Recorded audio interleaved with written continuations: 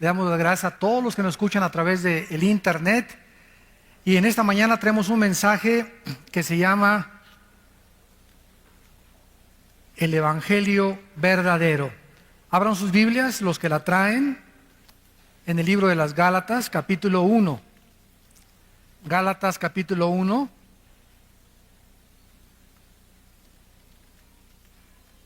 Y vamos a ver este mensaje acerca de el Evangelio verdadero para que podamos ubicarnos y poder entender también la forma en la que el Evangelio que se está predicando actualmente no es el Evangelio. Y muchos de ustedes escuchan predicadores, falsos maestros, falsos apóstoles, a través de diferentes medios de difusión y ya no saben distinguir. Ya dentro del mismo cristianismo ya no se distingue si lo que se está predicando es el Evangelio o es el Evangelio adulterado o es el Evangelio que ya no proviene de las Sagradas Escrituras sino de invenciones humanas. En esta carta a los Gálatas, el propósito del apóstol Pablo fue precisamente vindicar el Evangelio de la gracia de Dios. Si alguna persona en este momento preguntara cuál es la diferencia entre las religiones y el cristianismo, la diferencia es que las religiones predican un evangelio de obras o de esfuerzos humanos para la salvación. En otras palabras, todas las religiones son la salvación por medio de esfuerzos humanos. Y el cristianismo predica la salvación por la gracia de Dios. ¿Ya vieron la diferencia? Todas las religiones necesitan predicar que se necesita hacer algo, portarse bien, hacer buenas obras, tener ritos, bautizarse, miércoles de ceniza, cumplir con esto, cumplir con aquello. Y cuando venimos al Evangelio de la gracia de Dios, inmediatamente existe un shock, porque estamos acostumbrados a, no, yo tengo que hacer algo para poder salvarme. No es tan fácil la salvación. Necesito hacer algo para poder ser aceptado por Dios. En el tiempo de Pablo, en la carta a los Gálatas, comenzaron a infiltrarse maestros judaizantes que comenzaron a enseñar dos herejías. Una, que la persona era salva parcialmente por la fe, mas también se tenía que portar bien. Síganme con mucho cuidado. Que la persona soy salvo por la gracia, pero después de que soy salvo, necesito hacer buenas obras o mantener yo mi salvación, porque si no, pierdo mi salvación. Esto es un evangelio falso, porque el evangelio de la gracia es la salvación más nada. Hemos tenido a Cristo y de ahí en adelante las buenas obras no son para ganarnos el favor de Dios. No son para poder tratar de alcanzarlas, porque ya estamos salvados, ya hemos sido aceptados por Dios. Las buenas obras son el resultado, el fruto, el producto de que verdaderamente somos salvos. Porque la fe sin obras está muerta. Pero yo no puedo decir, es que si hago alguna obra mala o algún pecado después de que me convertí, puedo perder la salvación. Y en segundo lugar, la otra herejía que se enseñaba era que una persona creía parcialmente ser salva por la fe y también parcialmente por sus esfuerzos. En otras palabras, una persona tenía que creer en Cristo, pero también bautizarse, cumplir con la circuncisión, seguir el Shabbat o el sábado, las fiestas judías, membresía de alguna iglesia, o que necesita el bautismo del Espíritu Santo, o que necesita todas estas cosas, santos de Dios. Todas estas cosas estaban alterando, estaban completamente adulterando el Evangelio de la gracia de Dios. Qué triste es, ¿verdad?, que cuando tú recibes a Cristo una persona te diga, pues es que te falta esto, o te falta aquello, o te falta este don para tener al Espíritu Santo. Qué triste, ¿verdad? Que pueda realmente la cristiandad crecer bajo esta atmósfera y no entender realmente qué es el Evangelio de la gracia de Dios. Por supuesto que este no era el Evangelio que Pablo había predicado. El verdadero Evangelio nos enseña que la salvación es únicamente por la fe, sin ninguna obra que se le pueda añadir, porque estamos completos en Cristo. Estamos completos en Cristo, dice Colosenses 2:10. No necesito ya nada más que crecer en la gracia. Después de que te conviertas, necesitas el desarrollo de tu crecimiento y se llama la santificación. Cuando nos convertimos fuimos justificados por la fe. Romanos 5:1. Dios te declara justo aunque no lo seas. Te acredita la justicia gracias al sacrificio de su Hijo en la cruz. Esto se llama la justificación. Número 2, ya que hemos sido justificados por la fe o salvados, viene la santificación. Dice 1 Pedro 1, sean santos porque yo soy santo. O sea, somos santos ante los ojos de Dios. Ahora dice Dios, vive con el carácter que es de Dios, que es la santidad. Ahora vive una vida diferente y apartada del pecado, lucha contra el pecado, guerrea contra el pecado, porque vamos a vivir toda la vida hasta que Cristo venga en una guerra mortal contra el pecado. Entonces la justificación nos justifica y ante Dios no somos jamás culpables. Cristo murió por los pecados pasados, presentes y futuros. Y si alguien dice, bueno, si no pierdo la salvación o Cristo pagó por todos mis pecados, puedo vivir como yo quiera. Espérame tantito. Si una persona expresa eso, no es salva. Porque una persona que recibe a Cristo ha conocido la gracia, la misericordia de Dios que nos constriñe y nos mueve a comenzar a seguir a Cristo y a tratar de vivir una vida diferente con el poder del Espíritu Santo. Y después de la santificación sigue la glorificación. Cuando Él venga, Efesios 1, 13 y 14, nuestro cuerpo será resucitado. 1 Juan, seremos como Él es cuando Él venga. Ya no habrá enfermedades, ya no habrá nada. Porque entonces seremos como Cristo es, con un cuerpo glorificado como Cristo es. No dioses, pero tendremos el cuerpo que Cristo tuvo cuando Él resucitó. Dice Efesios 1:3 que toda bendición espiritual nos ha sido dada, está en pasado. Hemos sido bendecidos con toda bendición espiritual en los lugares celestiales en Cristo. En otras palabras, cuando alguien te dice Dios te bendice, es porque ya te bendijo, porque ya las tenemos. No, Dios me va a bendecir la semana pasada con una casa, Dios me va a bendecir. Todas estas bendiciones ya las tenemos en el cielo, hay que bajarlas. Dios nos dice a los papás, yo te bendigo y tu generación será bendita. Yo sé que mis hijos serán benditos. Y puedes tener un hijo que no camina con el Señor, o una hija que no camina con el Señor ahorita, pero la Biblia dice que Dios ya bendijo a tus hijos porque tu generación será bendita. ¿Qué tienes que hacer? Seguir orando por ellos hasta que veas la promesa cumplida. 2, darles ejemplo, porque si no hay un ejemplo, la promesa no viene. Entonces tenemos que entender eso, que necesitamos caminar con Dios para poder, es como un cheque que nos deja Dios al portador. Lo único que tengo que es llenarlo, ir al banco y cobrarlo. Todo el dinero de mi papá me lo dejó en el banco. Solamente tengo que ir al banco y decirle, este dinero es mío, dénmelo. Todas las bendiciones están en el cielo y a Dios nos las dejó en el banco celestial. Ahora tenemos que bajarlas, pero está estipulado en el testamento que Cristo hizo, ¿verdad?, que estas bendiciones son apropiadas por medio de la fe. No se puede merecer la salvación, no se puede ganar la salvación. Somos salvados por la gracia y por el sacrificio de Jesucristo.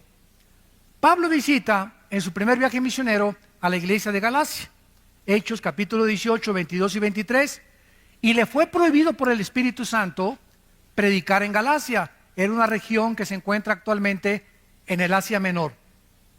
Y esta carta a los Gálatas se considera teológicamente como la carta magna de la iglesia, porque Dios ha usado este mensaje para sacudir al mundo en varios o tal vez en casi todos los avivamientos del pasado. El gran despertamiento espiritual de la Reforma, cuando Martín Lutero leyó la carta a los Gálatas, incendió su corazón y entendió que la salvación es únicamente por la gracia de Dios.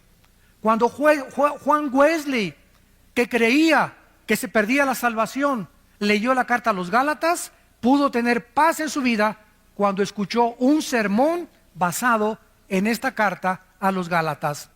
Vamos pues a comenzar a ver esta maravillosa carta y analizarla y darnos cuenta de qué forma el evangelio equivocado estaba infiltrando esta iglesia. Dice el versículo 6 al versículo 9. Capítulo 1 de Gálatas, del 6 al 9. Dice el apóstol Pablo: estoy maravillado, sorprendido, estaba asombrado Pablo, que tan pronto se hayan alejado, santos de Dios. Qué fácil es alejarnos de la gracia de Dios por la influencia de falsos maestros, cuando no tenemos la responsabilidad de discipularnos y estudiar la Biblia entre semana. Se sorprende Pablo que esta iglesia que fundó, así en cuanto se fue Pablo, entraron los lobos, rapaces, judaizantes a la iglesia a comenzar a adulterar, a agregarle algo a la obra perfecta de Cristo en la cruz. Estoy maravillado de que tan pronto se hayan alejado del que los llamó por la gracia de Cristo, para seguir un evangelio diferente, o sea, de otra clase. Pablo dice: esto no es lo que yo les prediqué. Ustedes están siguiendo otro camino equivocado. Este no es el evangelio de la gracia de Cristo. No que haya otro, dice Pablo, porque es el evangelio de Cristo, el de la gracia, sino que hay algunos que los perturban y quieren pervertir el evangelio de Cristo. Pero si aún nosotros, Pablo se considera a sí mismo que si él mismo el año que entra regresara y les predicara otra cosa que los que le predicó el antepasado, que no lo creyeran. Ni yo mismo puedo cambiar el evangelio de Cristo. El evangelio que les prediqué es el único que puede permanecer. Y si yo regreso a predicarles otro evangelio diferente del que les prediqué, yo mismo vengo a ser condenado por Dios. O si un ángel, dice Pablo, y llega un ángel en la noche y te sacude los pies y te dice: pues este es el evangelio, dice Dios esto y esto y el otro, y lo que te anuncia el ángel o el marciano o el extraterrestre o la aparición o el misticismo o lo que haya sido, cualquier cosa sobrenatural que contradiga el evangelio de la gracia de Cristo, es un perverso, es un falso profeta, es un falso maestro, es un falso apóstol. Así nacen las sectas. Los mormones, por ejemplo. ¿Qué es el mormonismo? Un hombre llamado en el siglo XIX, a fines del siglo XIX, José Smith. Se le apareció un ángel y dijo que se llamaba Moroni. El ángel le dijo: vete a un monte y vas a encontrar unas tablas escritas en egipcio cuneiforme. Traduce esas tablas y de ahí salió el libro famoso del Mormón. Pero el ángel también le dijo: ¿sabes qué, Pepino? Tu esposa no es la única, puedes tener 7, 8, 9 más. Bueno, imagínense ustedes, ¿verdad? Si yo llego mañana a la casa de ustedes y le digo a mi esposa: ¿qué crees? Se me apareció un ángel. Ah, sí, mi amor, ¿y qué te dijo? Que tú no eres la única. Ya no vuelvo a dormir en mi casa. Me dice mi esposa: qué bonito, ahora agarras tus maletas y ahí nos vemos. Pero sin embargo, ahí nació la poligamia también, y dentro del mormonismo existe también que todos somos dioses. No creen que Jesucristo es Dios porque nació bajo una falsa aparición a un hombre. Hay otra secta, los Testigos de Jehová, fundada por un señor Russell.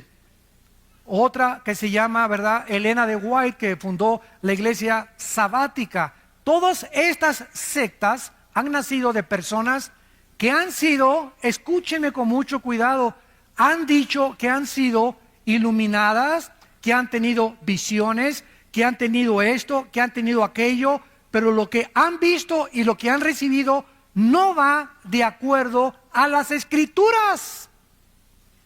Y el única brújula, la única filtro, el único parámetro que podemos tener es la Biblia para juzgar quién está bien y quién está mal.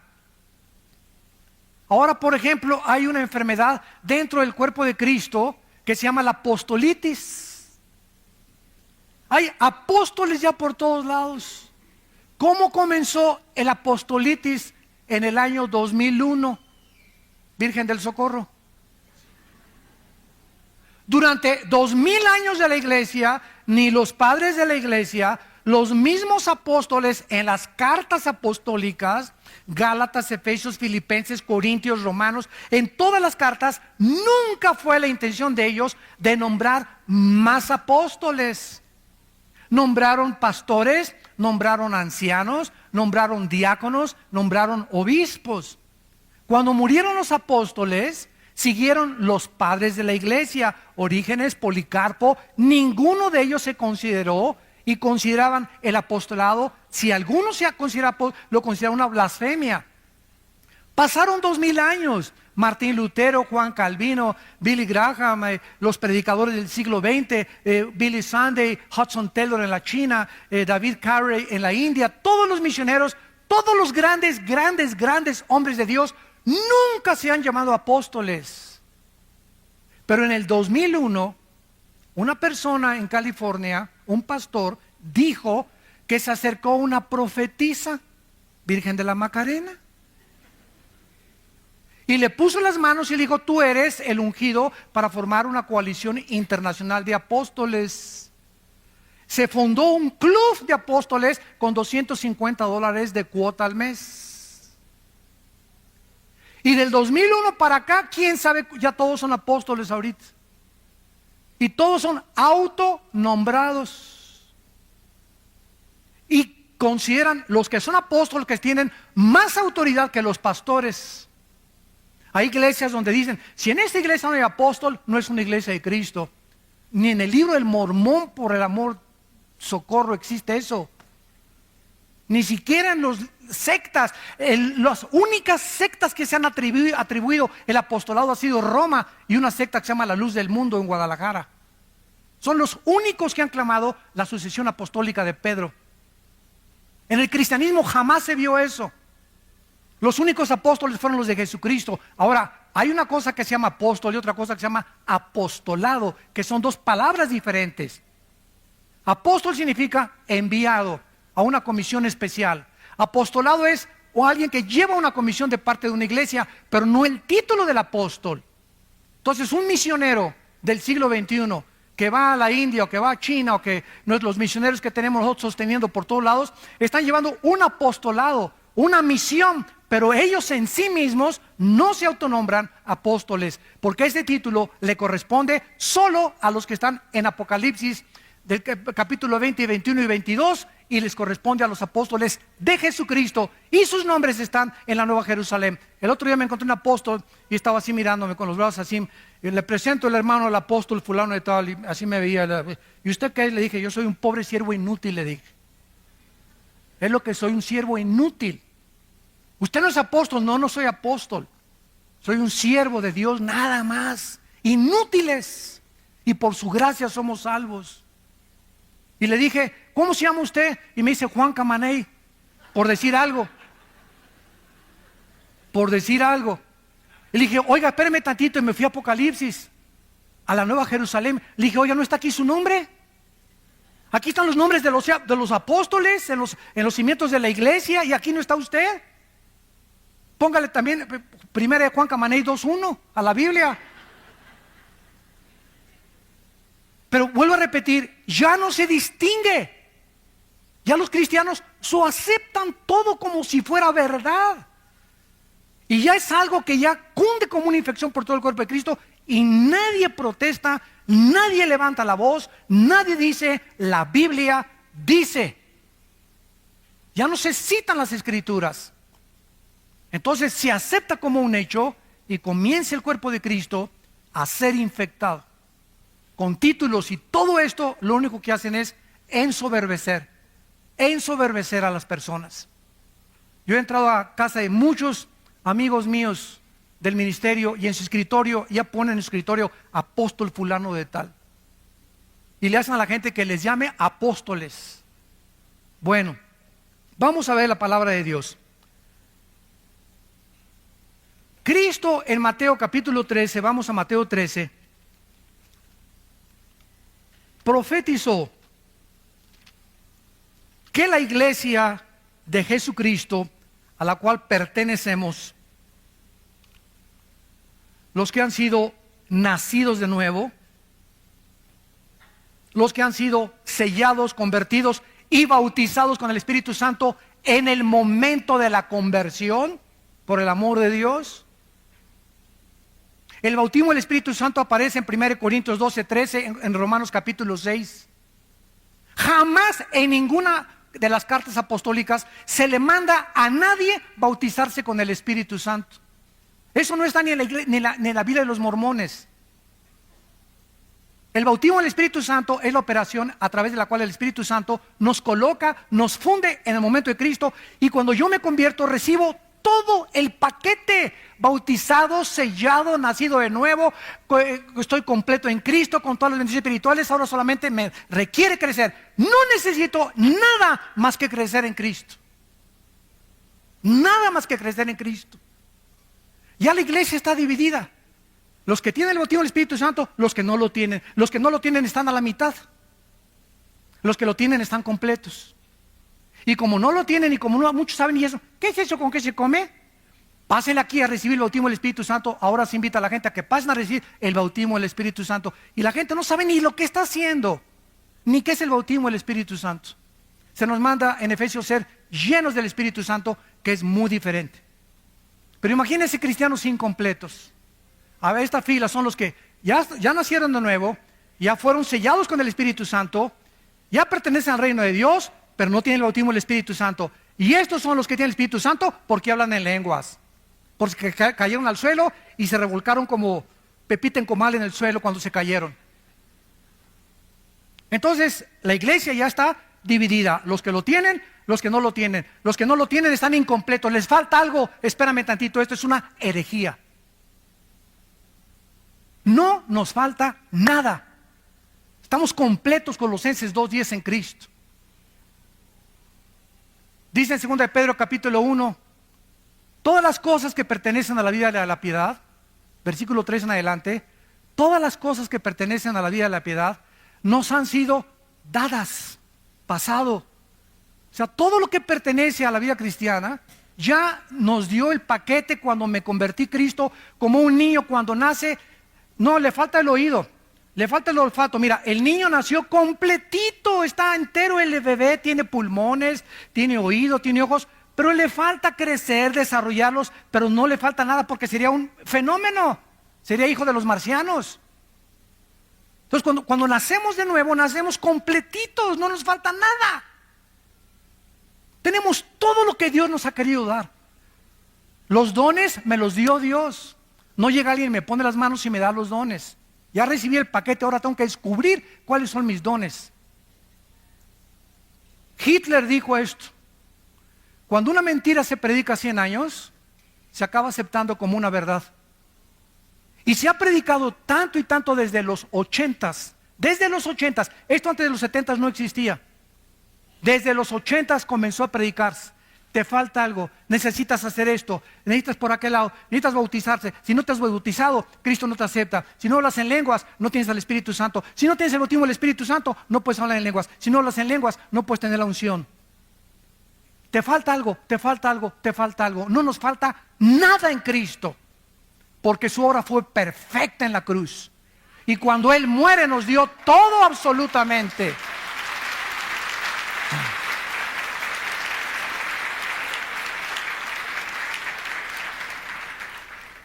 Cristo nos advierte en Mateo 13, versículo 24, le refirió otra parábola diciendo: el reino de los cielos es semejante a un hombre que salió y sembró buena semilla en su campo. Pero mientras dormían los hombres, vino su enemigo y sembró cizaña entre el trigo y se fue. Cuando salió la hierba y dio fruto, entonces apareció también la cizaña. Vinieron entonces los siervos del padre de familia y le dijeron: Señor, ¿no sembraste buena semilla en tu campo? ¿De dónde pues tienes cizaña? Él les dijo: un enemigo ha hecho esto. Escuchen, un enemigo ha hecho esto. Y los siervos le dijeron: ¿quieres pues que vayamos y la arranquemos? Él les dijo: no sea que arrancar la cizaña, arranquen también con ella el trigo. Dejen crecer juntamente lo uno y lo otro. ¿Hasta cuándo? Hasta la siega, hasta que Él regrese. Y al tiempo de la siega, yo diré a los segadores, o sea, en este caso serán los ángeles: recojan primero la cizaña, átenla en manojos para quemarla, pero recojan el trigo en mi granero. Y en el versículo 36 del mismo capítulo dice: despedida a la gente, entró Jesús en la casa, y acercándose a él sus discípulos le dijeron: explícanos la parábola de la cizaña y del campo. O sea, ¿qué nos quieres decir con que el enemigo llegó y sembró la cizaña? ¿Qué es todo esto? Respondiendo él les dijo: el que siembra la buena cizaña es el Hijo del Hombre. El campo es el mundo. La buena cizaña son los hijos del reino. La cizaña, ¿quiénes son? Los hijos del malo. El enemigo que la sembró es el diablo. La siega es el fin del siglo y los segadores son los ángeles. Cristo nos advierte que cuando su iglesia fuera inaugurada, desde hace 2000 años hasta que Él regrese, todas las iglesias, todas, esta vida nueva para el mundo, nazarenos, presbiterianos, bautistas, amistad cristiana, llámale como tú lo quieras, cualquier iglesia evangélica cristiana bíblica tiene dos tipos de membresía, o de colaboradores o de asistentes. Unos son nacidos de nuevo, y en todas las iglesias hay hijos de Satanás. Todas las iglesias, sin ninguna excepción, tenemos sembrada semilla del maligno. O sea, no el que está a tu derecha ni a tu izquierda y lo ves, aleluya, gloria a Dios, etcétera, etcétera. Realmente a lo mejor no es lo que él es. Y por eso hay tantos cristianos decepcionados. Ay, ¿se acuerda usted del hermano Pancho Camaney? Sí, me acuerdo. Pues viva la iglesia y todo, y anda ahí de borracho. Pues no, que el cristianismo, ¿sabes una cosa? No, salieron de nosotros, pero no eran de nosotros, porque si hubieran sido de nosotros, hubieran permanecido con nosotros. Salieron para que se manifestara que no todos son de nosotros. Primero de Juan capítulo 2. Segunda de Pedro capítulo 2, les ha pasado lo que al perro y lo que al puerco. El perro, cuando vomita, se come el vómito. Y al puerco sacas a Piggy y lo metes con champú y lo lavas y comienza y le echas Chanel. ¿Y qué hace el puerco? Se regresa al lodo. ¿Por qué el perro se come su vómito? ¿Por qué? Pues porque es perro. Por el amor de Dios, no es gato, ni tigre, ni jirafa. Es su naturaleza. ¿Por qué el puerquito, aunque lo laves y le eches Chanel, le gusta el lodo? Porque es la naturaleza de los puerquitos. ¿Qué está diciendo el apóstol Pedro? Que esas personas que regresan ahí, su naturaleza nunca fue cambiada. Por eso regresaron al lodo. Nunca fueron, no perdieron la salvación, nunca estuvieron con nosotros como Judas. Judas desayunó, comió, cenó, viajó con Cristo, y Judas nunca fue salvo. Lo dice Juan 13, Juan 17. Que era hijo del maligno, era el hijo de perdición, el hijo de pecado. Nunca Judas tuvo la salvación, jamás la perdió porque nunca lo tuvo. Cristo oró claramente por sus discípulos, jamás oró por Judas, porque sabía que era hijo del maligno, era la cizaña. Y si Cristo tuvo una cizaña en el grupo que lo siguió, imagínense las demás iglesias. Entonces, no te decepciones por aquellos cristianos que hacen faltas, que caen al suelo. Ahora bien, es muy importante esto. Esto no significa que un cristiano nunca va a caer. Pero sí significa que si cayó de las orejas, lo regresa Cristo al rebaño. Porque Dios dice, Romanos 12, Hebreos 12, al que ama, pao, pao, pao. Dios al que ama le da cuero, al que ama disciplina. Y si tú eres un cristiano que conoces a alguien que ya tiene 2 o 3 años, allá otra vez en el mundo, nunca fue cristiano, aunque salió de nosotros, nunca fue sellado con el Espíritu, nunca nació de nuevo, oyó el Evangelio, oyó a Cristo, pero jamás se salvó. Y por eso jamás regresó tampoco. Pero vamos a oír de muchos cristianos que cayeron y ya regresaron al rebaño. Y el hermano cayó en la borrachera 6 meses y le fue como en feria, porque era hijo de Dios. Pero si no te disciplina Dios, no eres hijo de Dios. Entonces hay 2 tipos de apóstatas. El apóstata, la palabra apóstata significa salirse del camino. Hay cristianos que se brincan el rebaño, como el cuento del pastor. Había una oveja que se brincaba el rebaño una vez y allí iba el pastor por ella. 2 veces y fue por ella, porque el pastor busca sus ovejas. Y la tercera vez el pastor dijo, le voy a romper una pierna para que ya no se vuelva a brincar. Prefiero que ande coja dentro del rebaño a con las 4 patas y se la come el lobo. Entonces muchas veces Dios tiene a muchos cristianos que meterlos bajo una disciplina física, que te suceda un accidente tremendo, que pierdas un ojo, que pierdas una pierna, un ataque al corazón, alguna enfermedad, que pierdas el trabajo, una crisis moral, para que te haga reaccionar que no podemos hacer nada sin Él. Somos tercos, tercos, tercos de corazón. Pero como somos hijos, Dios dice, nunca te dejaré ni te desampararé. Pero mientras no entiendas, te va a ir como en feria en tu vida. No vas a tener paz, las cosas no te van a salir como tú quieres, no vas a progresar. ¿Por qué? Porque crees que te puedes burlar de mí. Y como eres mi hijo, como eres mi hija, no te puedo dejar sin disciplina. La palabra disciplina, pedagogos, que significa pedagogía, viene la palabra pedagogía, significa educar el carácter. Y dice en Hebreos 12, ¿qué pues? Te haré entender y te enseñaré el camino que debes andar. ¿Iré contigo con vara o con la palabra? O sea, Dios aplica la disciplina hablándonos primero. Cada domingo nos habla Dios, nos expone nuestros pecados, nos muestra nuestra necesidad de Él. Pero si salimos a la calle y seguimos viviendo y somos sus hijos como nos da la gana, nos va a ir como en feria en la vida. Cristo dijo, prefiero que entres manco, tuerto, cojo al cielo, que entres entero y te quemes en el infierno. Ahora vayamos a Hechos capítulo 20 y veamos el apóstol Pablo. Cuando Pablo se fue de la iglesia de Éfeso, les hizo la misma advertencia de Cristo con más claridad, porque ya la iglesia estaba formada. Hechos capítulo 20, versículo 29. Porque yo sé, o sea, Pablo estaba absolutamente seguro, sin ninguna duda alguna, yo sé que después de mi partida, esta es la importancia del pastoreo. Yo sé que después de mi partida entrarán en medio de ustedes conejitos. Eso dice. Conejitos chinguanguanchones. Los lobos es el animal que el Espíritu Santo escogió, porque es el animal depredador que está esperando que su plato favorito son las ovejas.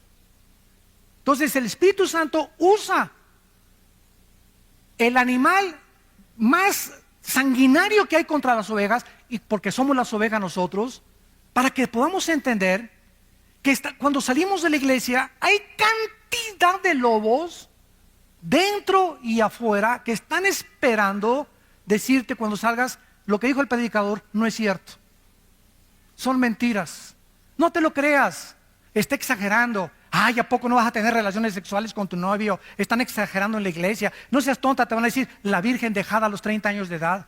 Ya se te pasó el camión y ya no te has subido a ninguno. Va a haber cantidad de personas disfrazadas con ángeles de luz, que son lobos rapaces. Y dice Pablo, van a entrar al rebaño hombres, lobos rapaces que no perdonarán el rebaño. Y de ustedes mismos, o sea, aquí están los enemigos. Los más grandes enemigos del cristianismo están mezclados con los verdaderos cristianos.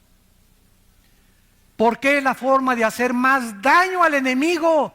Cuando el enemigo en la Segunda Guerra Mundial mandó personas a Rusia, cuando los alemanes mandaron espías a Rusia, o cuando Estados Unidos mandó espías a Alemania, iban disfrazados de alemanes, infiltrados en las filas de los nazis para que pudieran detectar lo que decían y transmitírselo a Estados Unidos. Los espías son las personas más preparadas de cualquier nación. Y así es exactamente en el mundo espiritual, es exactamente lo mismo. Van a entrar hombres perversos que hablen cosas perversas para arrastrar a los discípulos fuera del rebaño. Vamos a 1 de Pedro ahora, capítulo 2.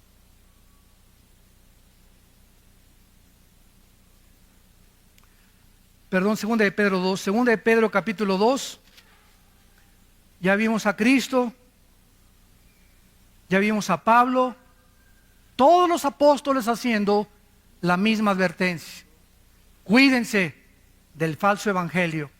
2 de Pedro 2.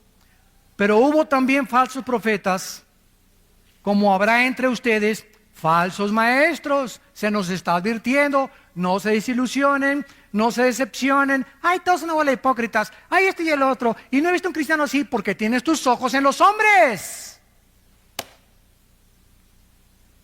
Los hombres te fallaron y te van a seguir fallando. No hay ningún Dios entre los hombres más que Cristo. Puesto los ojos, dice Hebreos 12, en Cristo. Si los quitas de Cristo y los pones en los hombres, te vas a desilusionar y te vas a decepcionar. Y si te caes del caballo y te fuiste de la iglesia y no regresaste a la iglesia, dizque con tu front, ¿verdad? Con tu apariencia, no es que pura hipocresía, no es verdad, etcétera, etcétera, es porque nunca fuiste salvo. Ni siquiera te ha disciplinado Dios, es más, hasta te va mejor. Hay gente que se sale de la iglesia y hasta le va mejor. Y ya que quieren lo que quieren, y ya que quieren ese dinero, y ya que quieren el homosexualismo, y ya que quieren tantas mujeres, y ya que quieren el sexo, y se salen y la parranda y la borrachera y las drogas, ya que alcanzan eso, entonces Dios viene y mete el hacha a sus vidas. Para darte cuenta qué locura fue haber abandonado a Dios. Va a haber entre ustedes que dice falsos maestros que introducirán, pero miren cómo entran, por amor de Dios, vean, encubiertamente. Cuando un predicador predica una herejía, la maquilla que parezca bonita, la disfraza para que parezca bonita y parezca que es la verdad. Yo puedo leer una revista, por ejemplo, de los Testigos de Jehová, que se llama La Torre del Vigía, y encuentro que el 80% de lo que esa revista dice es verdad, es la Biblia, y el otro 20%, cuidado, ahí está la lombriz de Satanás en la manzana escondida. Predican cosas que son verdad y las mezclan, las cubren con la verdad para que no te des cuenta que ahí va el gusano escondido. Como dijo un predicador, toda manzana del diablo tiene un gusano escondido. Estos falsos maestros van a introducir herejías destructoras, porque las mentiras de Satanás destruyen el alma, te quitan la paz, te llenan de culpa, te llenan de amargura, te llenan de rencor, te llenan de odio, que es la antítesis del fruto del Espíritu Santo. Un cristiano que se sale del rebaño, un cristiano que predica herejías o que oye herejías, es un cristiano rencoroso, amargado, decepcionado, desilusionado, y comienza a tomar y comienza a hacer estas cosas. ¿Por qué? Porque no tuvo la salvación. Y si la tuvo, no tarda en que el Señor le dé, pero le dé duro. Y muchos seguirán sus disoluciones, por causa de los cuales el camino de la verdad será blasfemado. Ahí está la razón. Tú métete a internet y vas a encontrar, ¿verdad?, 1000 ataques contra la mayor parte de los predicadores. Unos son verdad, otros son mentira. ¿Tienes tú la capacidad de distinguir quién es quién?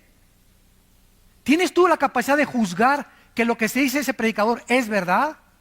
¿O tienes la capacidad para juzgar que lo que se dice ese predicador es mentira, que son calumnias del infierno? Pero te metes a internet y comienzas a llenar tu mente de puro veneno y de pura cochinada, sin tener el discernimiento ni la madurez para juzgar. ¿Y qué pasa? Te decepcionas.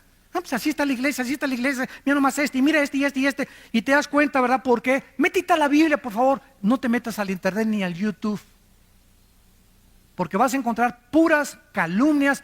Vuelvo a repetir, unas son verdad, otras no son verdad. Pero si no eres maduro, te va a hacer mucho daño, porque te va a confundir y no vas a saber ni siquiera ya qué es verdad y qué es mentira. Será la vieja del otro día. Y miren lo que dice el versículo 3. Y por avaricia, esto ha entrado, ¿verdad? Tremendamente. Por avaricia harán mercadería de vosotros con palabras fingidas. Les vendo un pañuelo ungido con aceite de Jerusalén. Y a mí qué me importa que sea de Zapotlán, Los Altos, o de Xonacatlán, o del río Lerma, o de Jerusalén. El aceite del Antiguo Testamento era un símbolo del Espíritu Santo. El aceite de Jerusalén no es mágico, ni es una cosa que me va a hechizar. Es aceite de Jerusalén, y el aceite de olivo es igual ahorita, porque ya no tiene ningún significado en el Nuevo Testamento. Voy a ungir mi casa con aceite. ¿De dónde sacaste esto? Ni en el libro del Mormón existe eso. Me voy a ungir aquí para que pueda. La unción es del Santo, 1 Juan 2, y ya la tenemos. La unción es el Espíritu Santo. Ya no hay aceite que nos unja. El aceite fue usado en el Antiguo Testamento por los sacerdotes, para ungir a los sacerdotes, para ungir el mobiliario del tabernáculo, y dejó ya de tener ese simbolismo. Ya en el Nuevo Testamento tiene otro. La única vez que se usa es Santiago, donde dice que los líderes de la iglesia unjan con aceite a los enfermos. Los líderes, los pastores de una iglesia, nada más.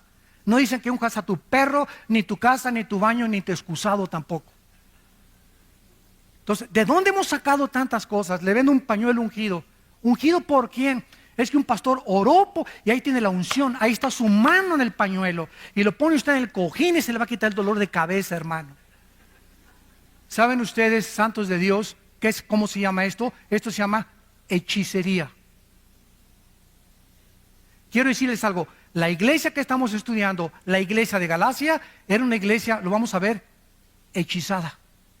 Habían entrado poderes de demonios a esa iglesia, y a los que son la cizaña comenzaron a infectarlos para contagiar a las ovejas sanas.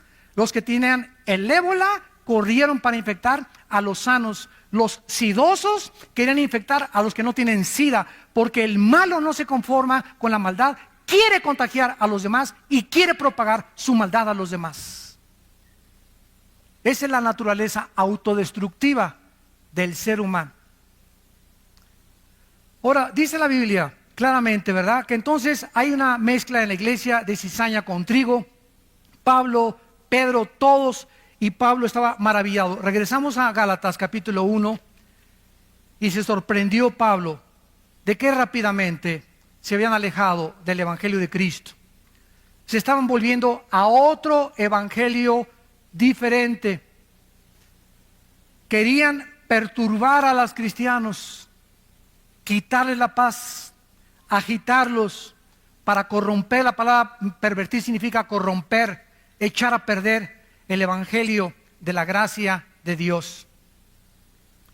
¿Y de qué manera Pablo condena a estos falsos maestros? Versículo 8 y 9.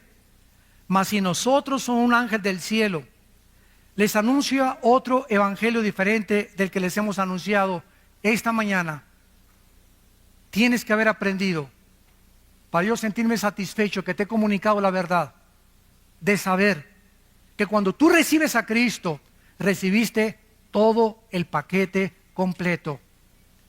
Por gracia, no hay nada después de Cristo ni antes de Cristo que hayamos ganado o que no lo hayamos merecido.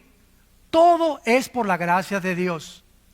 Cuando recibo a Cristo, nazco de nuevo, me convierto, mi naturaleza es cambiada, tengo la naturaleza antigua, la naturaleza divina ahora de Cristo dentro de mí.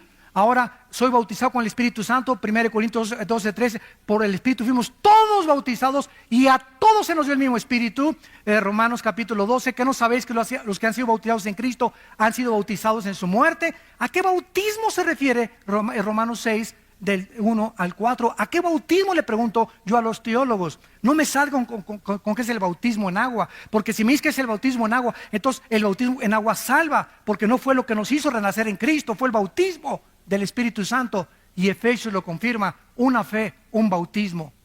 Y no se refiere al bautismo en agua, porque hay muchos cristianos que van a morir sin haber sido bautizados, pasaron de panzazo y van a entrar al cielo. El bautismo solamente es una confirmación pública de algo que te sucedió internamente.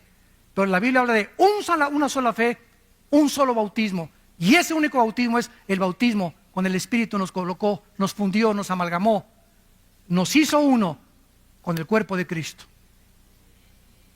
Entonces tú entiendes eso. Cualquiera que llegue y te diga, necesita hablar en lenguas, necesita el bautismo del Espíritu Santo, necesitas guardar el sábado, necesitas guardar las fiestas judías, necesitas disfrazarte de judío, necesitas aprender hebreo. Cualquier persona que llegue con estas guacas, tú puedes claramente decirle: ¿sabes una cosa? Necesito crecer nada más en Cristo. Todas las demás cosas me han sido dadas por su divino poder, mediante el conocimiento de aquel que nos llamó, de su gracia y de su suficiencia. Dice Pablo: cualquier persona que trate de predicarles otro evangelio, versículo 9, sea anatema. Esta es una de las condenaciones más grandes que existen en la Biblia. Es una de las más solemnes advertencias en todo el Nuevo Testamento. ¿A quién se le da esta maldición? A los falsos maestros. ¿Por qué? Porque están engañando a millones de personas, conduciendo a miles de personas al infierno, sacándolas del camino verdadero de Cristo. ¿Y saben ustedes cuáles son los motivos de la mayor parte de estos falsos maestros?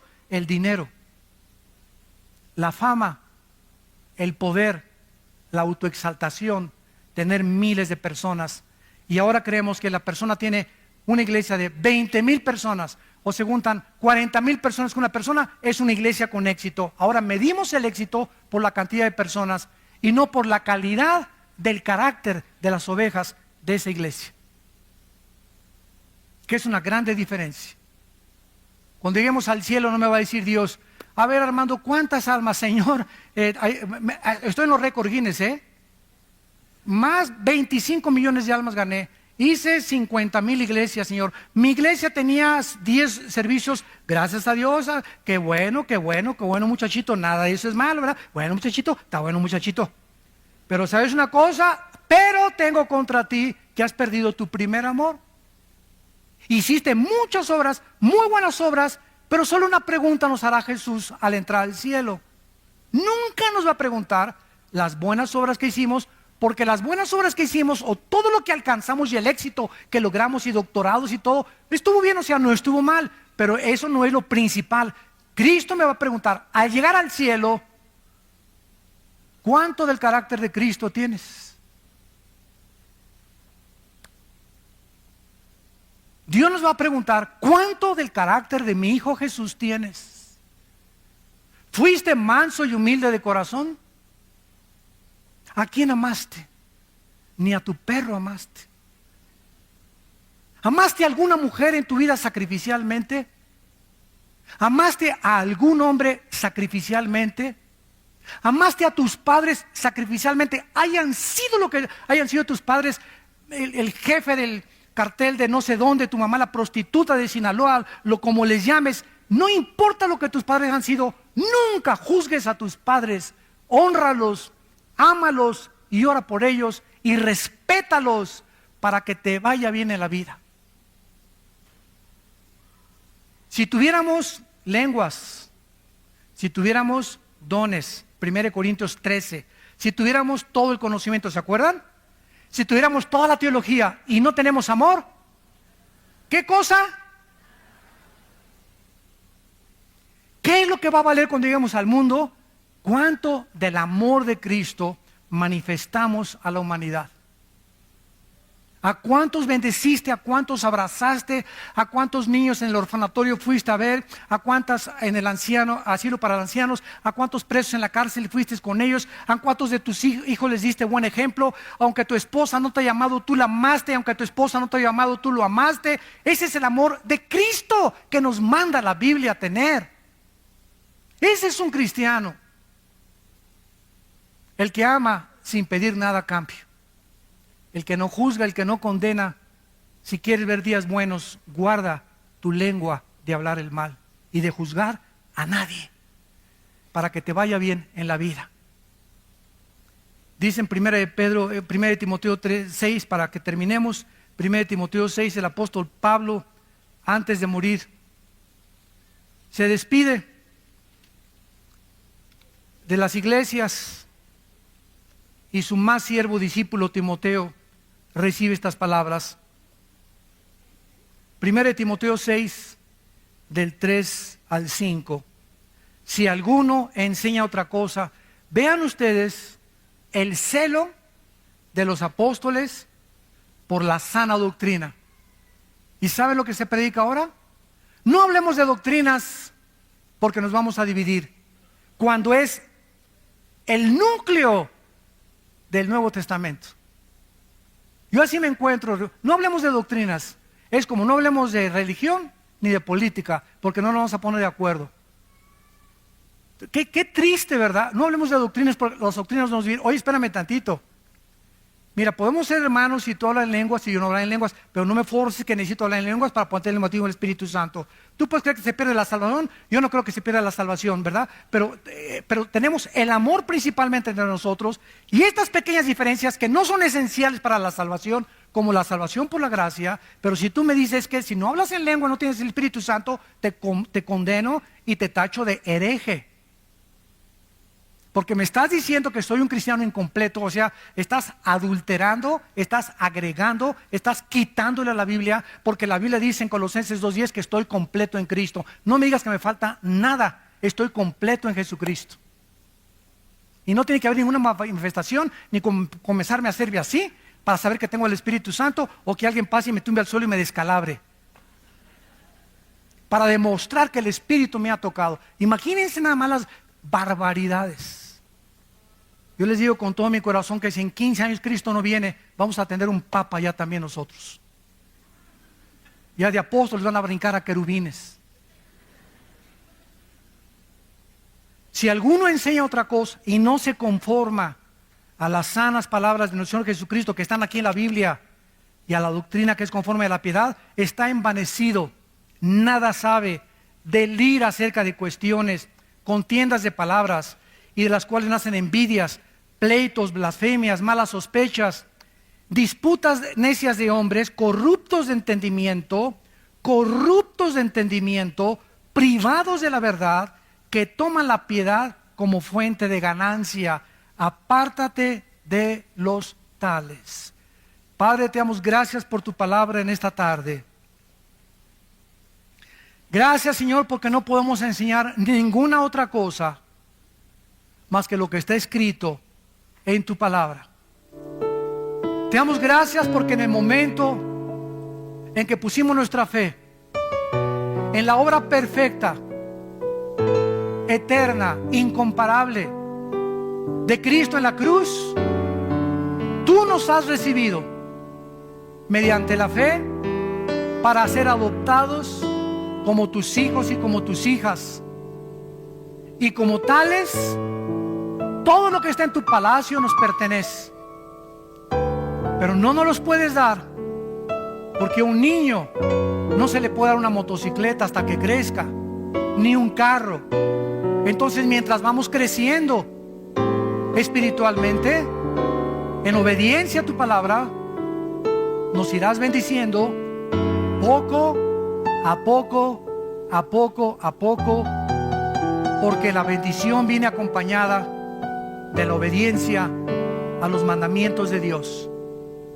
Gracias porque estamos completos en Cristo y no nos falta nada. Nada más que crecer en la gracia y el conocimiento de Cristo. Gracias, Señor, porque hemos sido ya bendecidos con toda bendición espiritual. Gracias porque por la gracia, por ese favor inmerecido, podemos ir al cielo sin ninguna obra que le podamos agregar, porque llegaremos y nos quitaremos las coronas. Ni siquiera nos sentiremos merecedores de las coronas que nos vas a dar, porque todo ha sido por tu gracia y tu misericordia. Te bendecimos, Señor, y te damos las gracias en el nombre de Cristo.